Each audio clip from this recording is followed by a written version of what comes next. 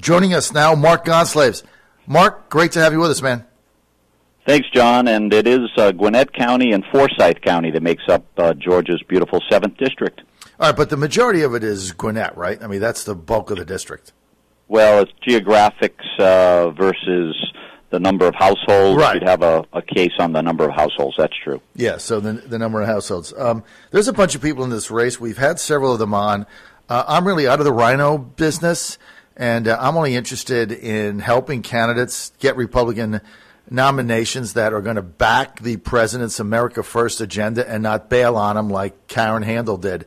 Tell us a little bit about yourself. Why are you in this race? Well, like Trump, and really he paved the way for a guy like me to even run, John. I'm a complete outsider to politics. I have a degree in accounting and a business background. I've had some success in business. I've also had a couple of bumps in the road as well, just as our president had.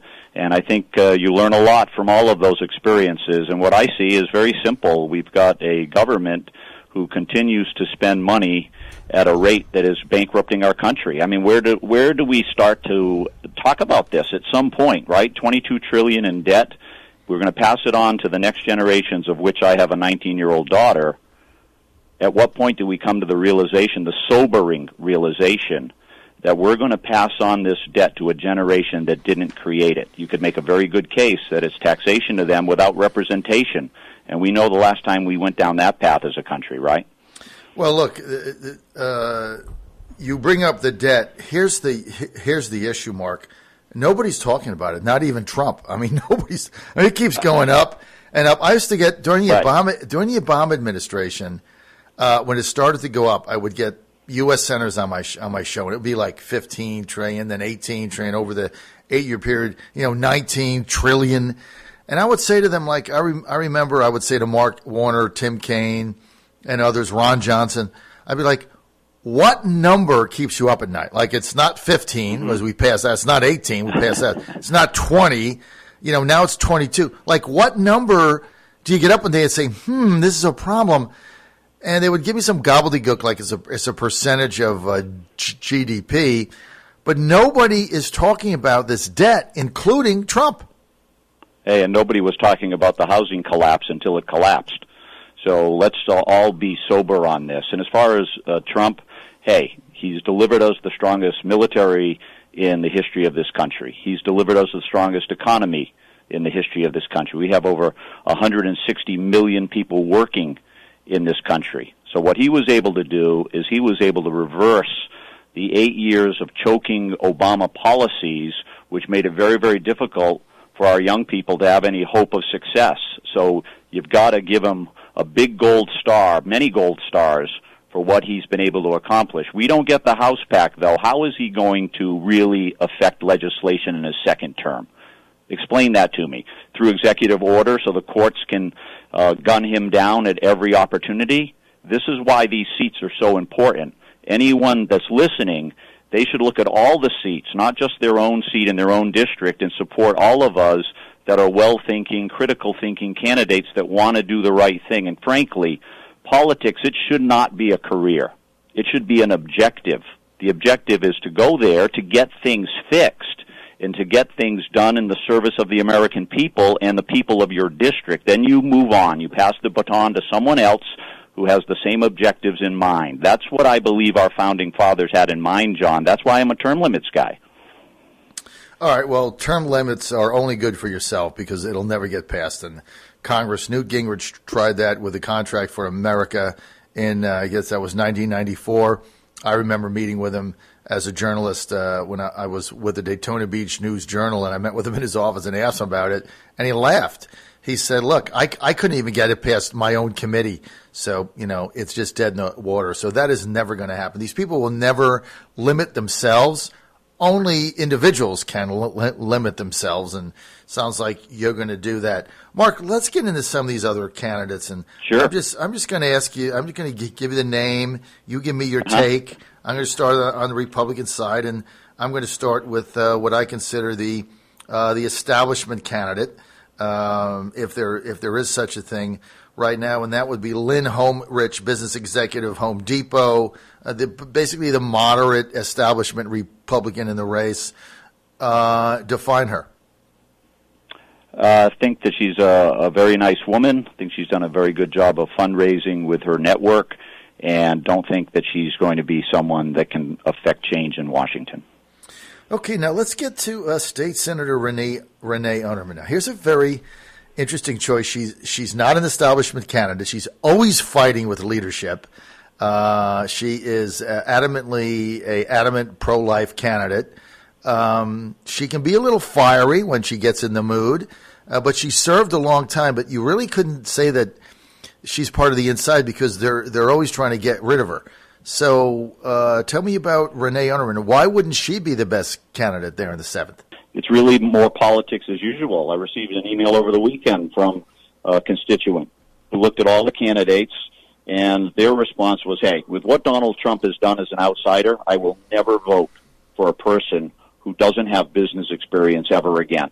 And I think that that's very telling. I think there are a lot of people around this country that believe that as well. All right. I've got her as the favorite, because obviously she has a base and she has a following. She's going to be the one to beat. Let's get to Dr. Richard McCormick. I never heard of the guy. Who is he? Well, he's served our country, and he's an emergency room doctor. I have very strong views in regard to health care. It's crippling families all over this country. It's about a fifth of our economy now. There's no transparency in health care. We've allowed it to become 20% of our economy without trading in America's exceptionalism, which is free market. This is wrong. So you have somebody that's from the inside. I don't see a lot of changes there in such a critical area for people all across the country. Healthcare, the cost, the transparency is not there, both in pricing and in outcomes. All right, what about this guy, businessman Ben Bullock? It looks like he's got a good resume, like yourself. He's in finance, real estate. He's with a real estate investment firm. You're in real estate. He's an Air Force veteran, but he's a political novice.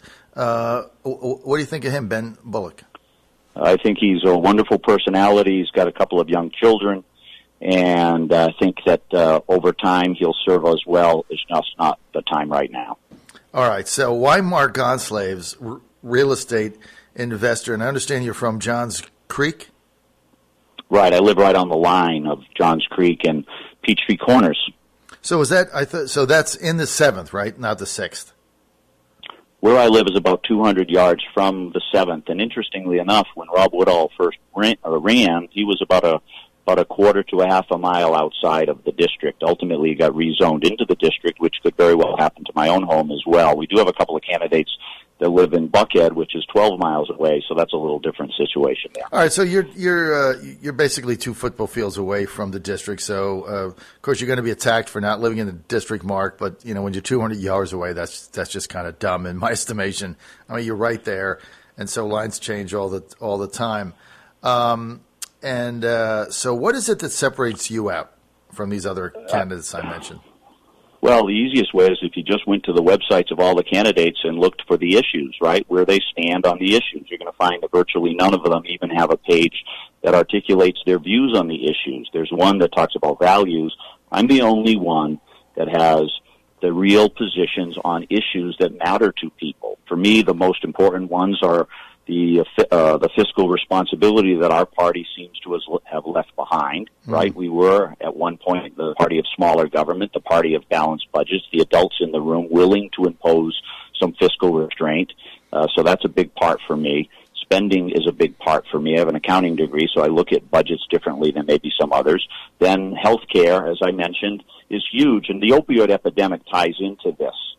It's unconscionable what we've allowed Big Pharma to do to our fellow citizens. We've lost 400,000 of them due to a bottle of OxyContin and other opioids such as OxyContin. What the Sackler family, the owners of Purdue Pharma, have done, very, very, very shameful. And then our borders. We can't be a sovereign nation without secure borders. A country that can't control its borders, it can't control its destiny. So what's the point of passing immigration reform if we're never going to enforce it? So our border is a critical issue as well. Those are the big ones for me. Okay, so let's get to the president's impeachment hearings inquiry that is going on right now, and all the furor over the phone call with Ukraine. If you were in Congress now, would you be defending the president on this, or would you be in favor of just letting it play out? How many more times are we going to go down this path of trying to destroy our president? The only way they have a path to winning is if he's not there. So that's why they keep coming up and doubling down and tripling down and quadrupling down on all of these hoaxes. I mean, at what point does the American people say, enough, get back to doing the work of the people? You're blowing money like there's no tomorrow, making the country more and more divided over all of these things that ultimately prove to not be true. When I was a kid, John, I learned the importance of shame. That party has none. None. They never say they're wrong. They never admit to a mistake. They just continue to attack and vilify with innuendo and falsehoods and blatant lies. Come on now. We're with Mark Gonsalves. He's one of a number of high-profile Republican candidates that are running for the Republican nomination for Congress in the 7th District in Georgia. Very high-profile race, very close last time. The district, Gwinnett and Forsyth County, used to be solid red. Now it's changing. It's kind of red, but Woodall only survived by a couple hundred votes. The incumbent, he's out. He's not running again. And there's a host of Republicans vying for that nomination, as well as a host of Democrats, including my old buddy John Eves down there, who ran for mayor and got like 1,000 votes, and now he's running for Congress. I think his time is a little bit past, but he's running. So everybody and their brother and sisters in this race. Mark, I have Renee Unterman as the favorite. Somebody's going to have to unseat her. And in a crowded field with high name ID, she becomes a very formidable candidate. But let's talk about these Republicans right now, like Mitt Romney and others, that are hiding and bailing on Trump in his time of need when the president did nothing wrong. How do you what is your take on that? Well, Mitt Romney came from my home state of Massachusetts, and I can tell you that he ran a flawed presidential campaign. Why the good people of Utah put him in Washington, D.C., I have absolutely no idea. They should have known what they were getting into when they saw him crater during his presidential campaign. He had the golden opportunity, right, to take down Obama. That third debate never mentioned, not a word about Benghazi when it was right in the crosshairs. The American people were ready to have that conversation, and he gave Obama the biggest pass in political history. So where do we go from here as a party? If you are the nominee and you win that seat, what are you going to do to define the Republican Party now in a second Trump term? Well, there are some big issues that we have at stake. First of all, we've got to secure our southern border. That's number one. Number two is we have to start to have the courage to reduce our deficit, our debt, and curb our spending. And then number three is we have to deliver to the American people a healthcare strategy that makes sense.